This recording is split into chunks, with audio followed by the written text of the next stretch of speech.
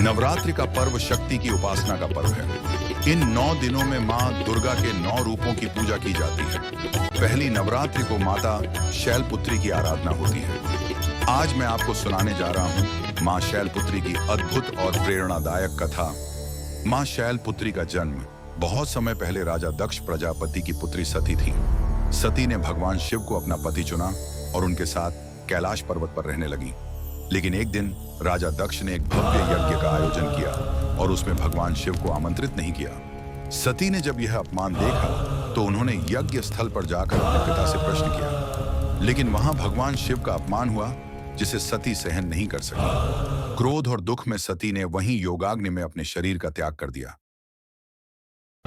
पुनर्जन्म शैलपुत्री के रूप में सती ने अगले जन्म में हिमालय राज के घर जन्म लिया। पर्वतराज हिमालय और रानी मीनावती की पुत्री के रूप में जन्म लेने के कारण इनका नाम पड़ा शैलपुत्री। शैलखच पर्वत पुत्री, उडेठास बेटी। यही सती पुनर्जन्म के बाद मां पार्वती के रूप में प्रकट हुई। बचपन से ही वे अत्यंत तेजस्विनी और तपस्विनी थी। उनके मन में हमेशा भगवान शिव के प्रति अटूट भक्ति थी। मां शैलपुत्री का तप और विवाह जब वे युवावस्था में पहुंची तो उन्हें याद आने लगा कि वे पूर्व जन्म में सती थी। उन्होंने संकल्प लिया कि वे फिर से भगवान शिव को ही अपने पति के रूप में प्राप्त करेंगी। वे घोर तपस्या करने लगी। कई वर्षों तक कठोर तप करने के बाद उनकी भक्ति से प्रसन्न होकर भगवान शिव प्रकट हुए और फिर उनका विवाह भव्य रूप से हुआ।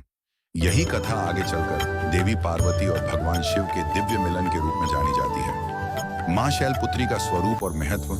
पहली नवरात्रि को मां शैलपुत्री की पूजा का विशेष महत्व है। मां शैलपुत्री का स्वरूप, इनके दाहिने हाथ में त्रिशूल है, बाएं हाथ में कमल पुष्प है। वे नंदी बैल पर सवार रहती हैं। मां शैलपुत्री को प्रकृति और शक्ति का प्रथम स्वरूप माना जाता है। जो भक्त सच्चे मन से पहली नवरात्रि को उनकी पूजा करते हैं, उनके जीवन से भय, असुरक्षा और नकारात्मकता दूर हो जाती है। भक्तों के लिए संदेश। पहली नवरात्रि हमें सिखाती है कि जीवन में चाहे कितनी भी कठिनाइयां या क्यों ना आए, दृढ़ विश्वास और अटूट भक्ति से हम हर मंजिल पा सकते हैं। जैसे मां शैलपुत्री ने तप करके अपने प्रिय भगवान शिव को प्राप्त किया, वैसे ही हम भी संकल्प और धैर्य से अपनी इच्छाएं पूरी कर सकते हैं। उनकी आराधना से मन स्थिर होता है, आत्मविश्वास बढ़ता है और घर परिवार में सुख शांति आती है। मां शैलपुत्री की कथा हमें यह संदेश देती है कि सच्चा प्रेम और अटूट भक्ति कभी व्यर्थ नहीं जाती। पहली नवरात्रि पर मां शैलपुत्री की आराधना से जीवन में नई ऊर्जा, सकारात्मकता और शक्ति का संचार होता है। जय माता दी। अगर आपको यह वीडियो अच्छा लगे तो लाइक, शेयर और सब्सक्राइब करना न भूलें। कमेंट में लिखें जय माता दी और मां शैलपुत्री का आशीर्वाद प्राप्त करें।